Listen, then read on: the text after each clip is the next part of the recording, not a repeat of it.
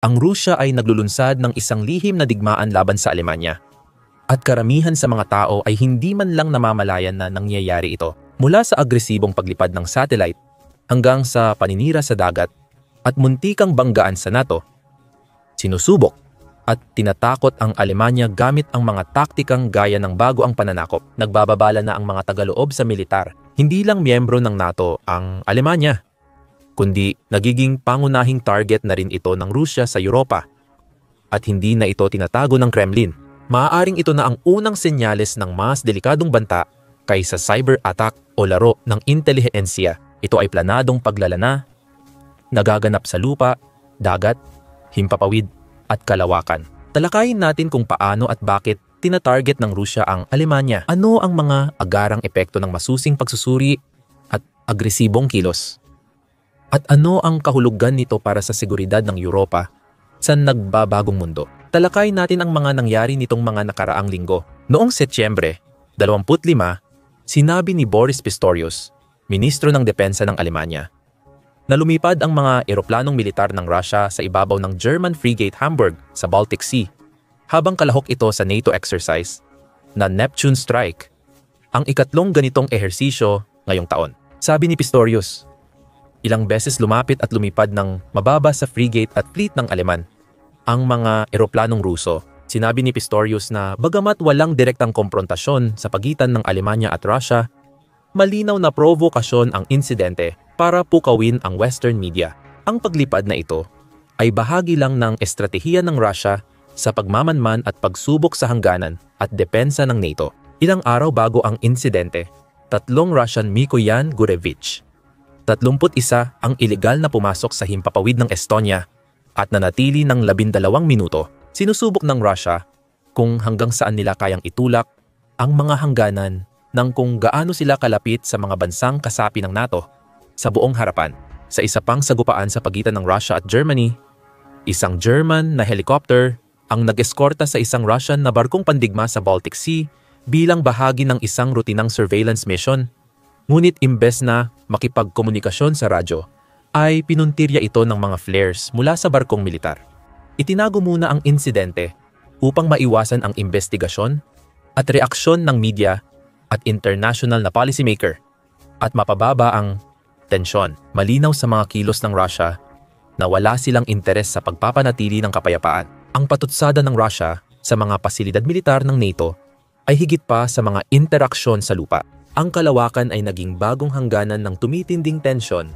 Ibinunyag ni Pistorius na ang mga satellite ng Russia at China na dapat nasa geostationary orbit ay madalas gumagalaw noong mga taon at lumalapit o sumusunod sa mga pasilidad ng Germany o iba pang NATO sa lupa. Bilang sanggunian, ang isang geostationary satellite ay dinisenyo upang lumipad sa isang orbit na palaging nakaturo sa halos parehong lokasyon sa ibabaw ng mundo. Dahil dito, madaling nahuhulaan ang orbit nito, kaya isinasaalang-alang ito ng ibang ahensya ng kalawakan para maiwasan ang malapit na paglapit ng kanilang satellite mission. Bagaman inaasahan ang kabaligtaran, madalas akusahan ang Russian at Chinese satellite ng paniniktik o pagtutok sa mga pasilidad ng NATO. Ayon kay military analyst Sean Bell, may Russian satellite na lumapit ng 6 na milya sa satellite ng ibang bansa. Sa usaping pangkalawakan, malapit na ito, lalo na't ang mga satellite ay umaabot ng 2 milya bawat segundo.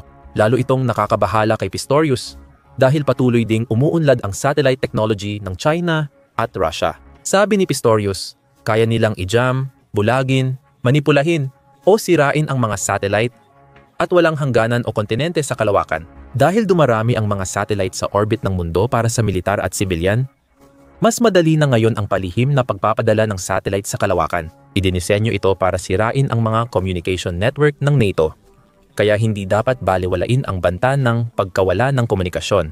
Simula Oktubre 2023, hindi bababa sa 11 kaso ng nasirang communication cable sa Baltic ang iniimbestigahan. Kadalasang pinaghihinalaan ang mga barkong Chino at Ruso na sinadya o aksidenteng hinila ang kanilang mga angkla para sirain ang mga kable sa ilalim ng dagat. Ang mga kable ay nagsisilbing direktang komunikasyon at power transfer network ng 9 na bansang nakapalibot sa dagat. Kadalasan, sa baybaying dagat ng Finland, matatagpuan ang mga nasirang kable dahil ito ang may pinakamahabang hangganan sa Russia. At ang mga pantalan ng Russia, malapit sa St. Petersburg, ay isa na ngayon sa mga pangunahing base ng kanilang Baltic Sea Fleet. Para sa Alemanya, ang pinakakapansin-pansing insidente ay ang pagputol ng Sea Lion ISA cable sa pagitan ng Finland at Alemanya na nag-uugnay sa telekomunikasyon ng Finland sa gitnang Europa. Ang mga serbisyo ng telekomunikasyon ng parehong bansa ay bahagyang naputol at inilipat sa ibang ruta hanggang sa maayos ang pinsala makalipas ang 10 araw. Walang kasunduan kung sino ang may gawa ng pinsala, pero unang pinaghinalaan at sinuri ang isang Chinese carrier dahil sa posibleng utos at pakikialam ng Russian intelligence. Sa dulo, tinukoy ng United States Intelligence na aksidenteng naputol ang kable. Nagbabala ang mga opisyal ng Europa na dapat mas bantayan ang Baltic para maiwasan ang ganitong insidente. Sa huli, nauuwi ang lahat ng ito sa Rusya sa isang panig at Alemanya sa kabila. Kaya tingnan natin kung bakit maaaring tina-target ng Rusya ang Alemanya sa lahat ng bansa. Una, mula sa pagiging isa sa pinakamalaking kasosyo ng Rusya sa ekonomiya sa Europa. Naging gulugod ang Alemanya ng ekonomiya at geopolitikal na katayuan ng European Union. Kabilang dito ang pagpigil sa agresyon ng Rusya sa Ukraine bago ang pananakop ng Rusya sa Ukraine noong 2022. Kilala ang Alemanya at Rusya sa napakalapit nilang ugnayang pang-ekonomiya. Mahigit 55% ng natural gas ng Alemanya ay inaangkat mula sa Rusya, dahilan upang lubos itong umasa sa enerhiya ng Rusya. Nag-invest ng bilyon-bilyon ang mga kumpanyang Aleman sa Rusya. Pagkatapos ng politika, nagtrabaho si Gerhard Schröder para sa mga kumpanyang enerhiya ng Estado ng Rusya. Bilang kapalit, ginamit ng Alemanya ang katotohanang isa ito sa pinakamalalaking contributor sa ekonomiya ng Rusya dahil malaking bahagi ng budget ng pamahalaan ng Rusya ay mula sa export ng langis at gas. Naniniwala sina Schröder at ang kanyang kapanahon na ang Rusya na nakatali sa kalakalan ay magdadalawang isip na putulin ang Nord Stream oil pipeline sa pagdeklara ng digmaan sa Europa. Ayon sa disenyo, ang Nord Stream pipeline ay nilalayong pigilan ang komprontasyon sa Ukraine na nagpapakita ng komplikadong ugnayan ng post-Soviet na estado sa Europa at Rusya sa simula ng ika-21 siglo. Sa mga nakaraang dekada, ginamit ng Alemanya ang murang langis at gas ng Rusya para palakasin ang ekonomiya at dagdagan ang produksyon ng enerhiya. Ang pagdepende ay resulta ng desisyon ng Alemanya na unti-unting alisin ang nuclear power. Pulisiyang pinasimulan ng anti-nuclear na kilusan noong 1970s at pinalakas pa matapos ang mga sakuna sa Chernobyl at Fukushima. Bagaman magkaiba ang layunin ng natural gas at nuclear energy, kung saan ang gas ay pangunahing ginagamit para sa pagpainit at mga industrial na aplikasyon, at ang nuclear power naman ay para sa paglikha ng kuryente. Dahil sa malaking puhunan ng Alemanya sa gas infrastructure, kaunti na lang ang espasyo para sa alternatibong enerhiya. Dahil pabago-bago ang supply ng gas, malaki pa rin ang kakulangan na sana ay nabawasan kung nagpatuloy ang nuclear industry.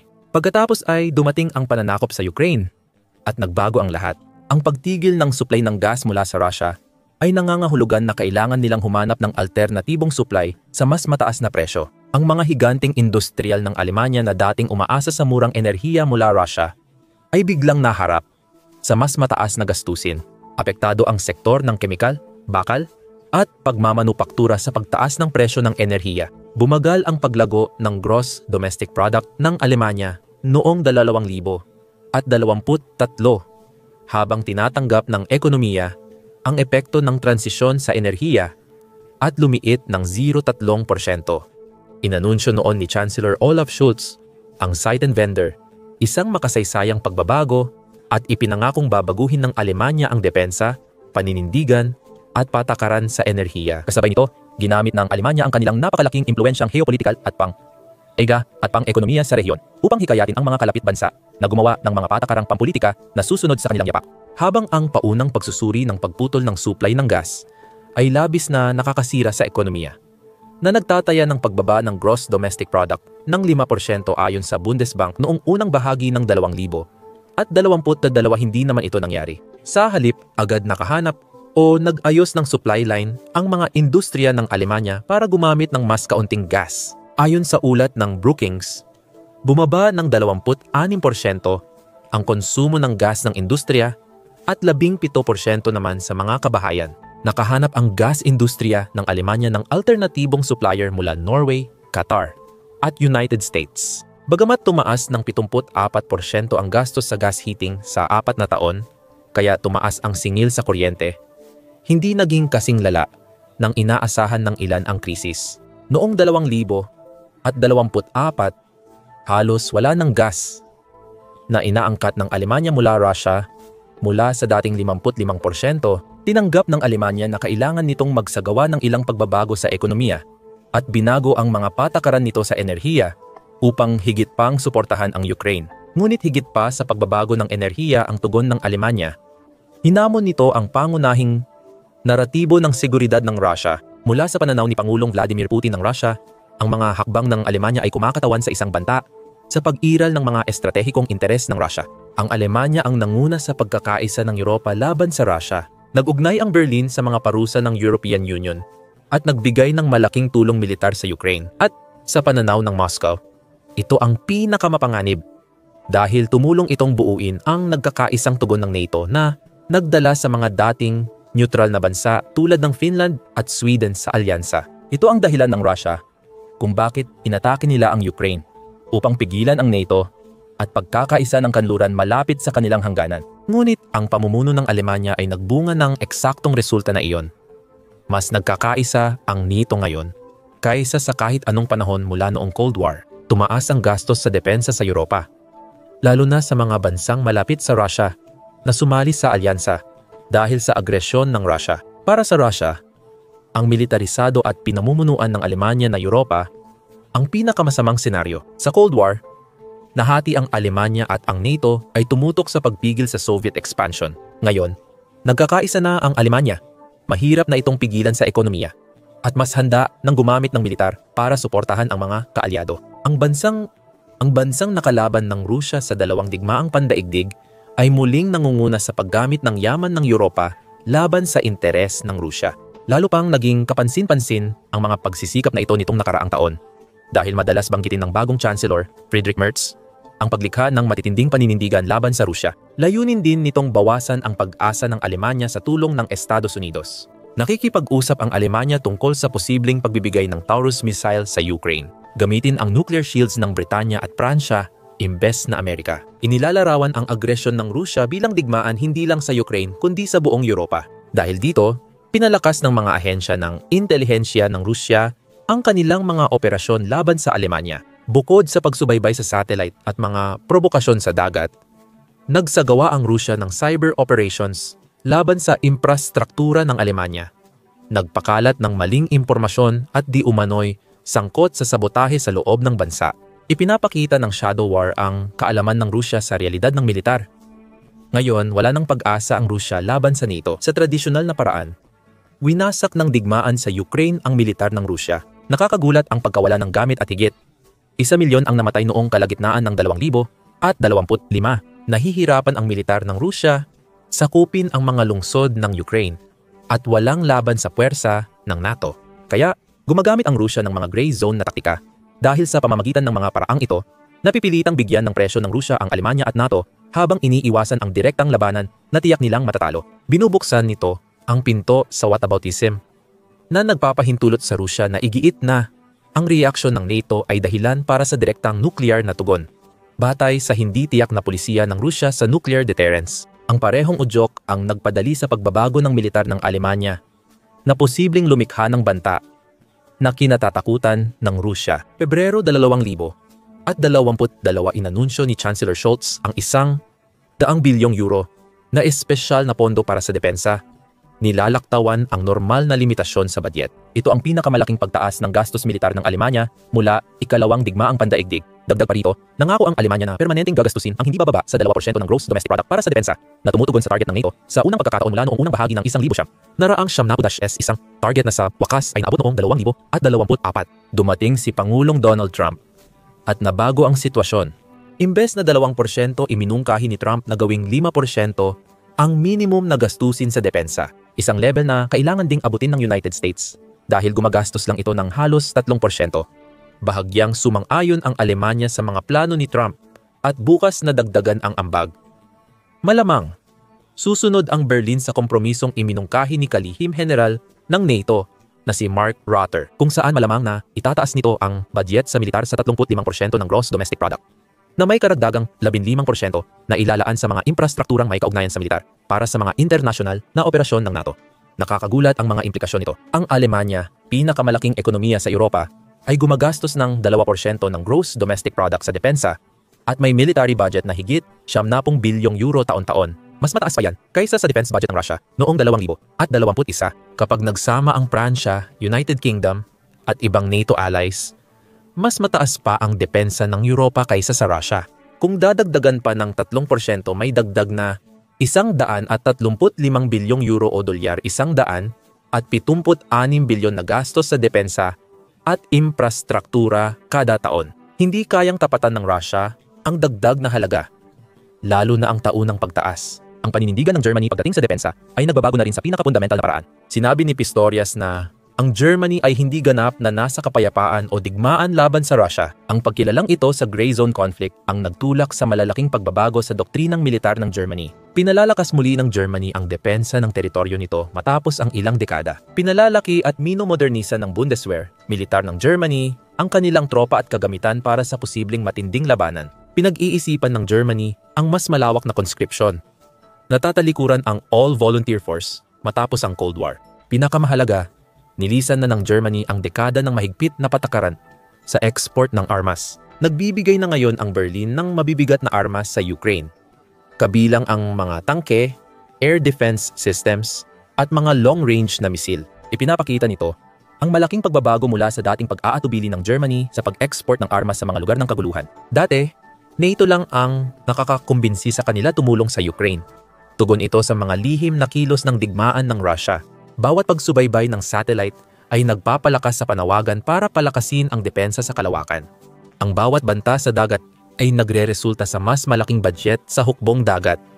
At bawat cyber attack ay nagpapalakas ng suporta sa kakayahang cyber. Ang gray zone tactics ng Russia ay lalong nagpapabilis sa militarisasyon na kinatatakutan ng Moscow. Gayunpaman, napapansin ng mga analista na labis pa ring limitado ang kakayahan ng Russia na banta ang Alemanya o NATO. Ang militar ng Russia ay labis na nahirapan sa Ukraine laban sa isang bansa na pumasok sa digmaan na may maliit na bahagi lamang ng kakayahan ng NATO. Nagsimula ang Ukraine, naggamit ang lumang Soviet na kagamitan. Mahina ang depensa sa himpapawid at walang modernong tangke. Ang NATO ay may makabagong fighter jet, modernong armor, sopistikadong depensa sa himpapawid at malaking teknolohikal na kalamangan. Mukhang kaya ng pinagsamang puwersa ng United States at kanluraning Europa sa NATO na makuha ang ganap na kapangyarihan sa himpapawid sa ilang bahagi ng Russia.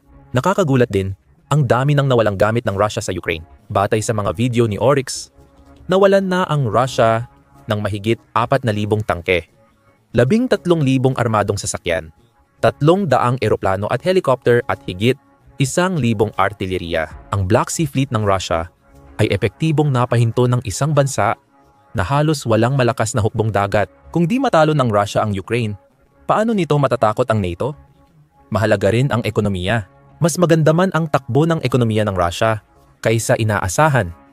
Mas maliit pa rin ito kaysa Italia. Ang gross domestic product ng bansa ay mga ika-15 bahagi ng ekonomiya ng NATO. Malamang hindi kakayanin ng Russia makipagsabayan sa arms race laban sa Europa at lalo na sa NATO, lalo pat kasama ang Estados Unidos. Lumalala pa ang krisis sa populasyon ng Russia. Bumaba ang populasyon ng bansa dahil sa kakaunting ipinapanganak, mataas na mortality rate at pag-alis ng mga tao. Mahigit 1 milyong lalaking Ruso sa edad militar ang napatay o nasugatan sa digmaan. Mas desperado na ang Russia sa pagre-recruit. Nag-aalok ng malalaking signing bonus. Ang bansang mabilis bumaba ang populasyon ay di tatagal sa matinding, mahabang labanan. Lumilitaw ang tanong, kung limitado ang banta ng Russia sa karaniwang paraan, bakit sila gumagamit ng agresibong lihim na digmaan? Malamang nakaugat ang sagot sa politika ng Russia at personal na kalkulasyon ni Putin. Maraming layunin ang lihim na digmaan bukod sa epekto nito sa militar. Pinananatili nito ang naratibo ng Russia bilang makapangyarihang bansang humahamon sa kanluran. Nakasalalay kay Putin ang lehitimasyon sa pagpapakita ng lakas. Ang pagsubaybay sa satellite at provokasyon sa dagat ay nagiging propaganda na nagpapakitang tumatayo ang Russia laban sa NATO. Dahil bawat insidente ay inilalarawan bilang Russia na tinutulak ng retorika ng NATO. Pangalawa, hindi patas at mura ang gray zone tactics. Hindi kayang sabayan ng Russia ang NATO sa tradisyonal na paraan. Ang pagmamanman gamit ang satellite at eroplano ay mura, pero malaki ang epekto sa isipan at politika. Pangatlo, ang shadow war ay nagdudulot ng kaba at pagkakahiwalay sa mga taga-Europa. Ang bawat pang-uudyok ay nagdudulot ng balita tungkol sa banta ng Russia na maaring magpalakas sa mga partidong tutol sa tulong sa Ukraine o pabor sa kasunduan sa Russia. Kung kayang baguhin ng Russia ang politikal na dinamika sa Europa sa pamamagitan ng pananakot at mga operasyong pang-impormasyon, nakakamit nito ang mga estratehikong layunin nang hindi nagpapaputok ng baril. Gayunpaman, ayon sa kasaysayan, may isa pang posibilidad. Maaaring hindi magtagal ang agresibong tindig ng Russia. Pagbagsak ng Unyong Soviet noong 1991, unang sinubukan ng Russia na makiisa sa kanluran. Noong 1990, dekada sumali ang Russia sa G8 naghangad ng mas malapit na ugnayan sa NATO at pinalawak ang ekonomikong ugnayan sa Europa. Hindi ito dahil sa kabutihang loob, kundi dahil sa pang-ekonomiyang pangangailangan. Kailangan ng Russia ang pamumuhunan, teknolohiya at pamilihan mula sa kanluran. Ang European Union ang pangunahing pamilihan ng langis at gas ng Russia at kayang magbayad ng mataas na presyo para dito. Hanggang ngayon, hinihingi ng China na mag-export ang Russia ng gas sa kalahati ng presyo na binabayaran ng European Union bago ang digmaan. Bagamat ang China ang pangalawang pinakamalaking ekonomiya sa mundo, ang mga kumpanyang kanluran nang nagdala ng kapital at kaalamang kailangan ng Russia. Insentibong pang-ekonomiya ang nagtulak sa Russia na makipagtulungan kahit may ideolohikal na pagkakaiba at dating alitan. Natapos ang kooperasyon ng gumanda ang ekonomiya ng Russia, tumaas ang presyo ng enerhiya, at pinagtibay ni Putin ang autoritaryang kontrol dulot ng kita sa langis. Naramdaman ng Russia na kaya na nitong hamunin ang impluensya ng kanluran sa dating Soviet states, kaya nagresulta ito sa pananakop sa Ukraine. Bukod sa iba pang natalakay na nating dahilan, lumalala ulit ang ekonomiya ng Russia. Nakakuha ng oras ang Shadow Fleet at pag-iwas sa parusa, pero dumarami na ang mga suliraning estruktural. Bumaba ang kita mula enerhiya dahil lumalayo ang Europa sa supply ng Russia at pinipigilan ng kanluran ang export ng gas at langis ng Russia. Nagbibigay ang ekonomiyang pangdigmaan ng pansamantalang paglago, pero nagdudulot ng pangmatagalang pagbulok dahil inuuna ang produksyong militar kaysa pag-unlad ng sibilyan.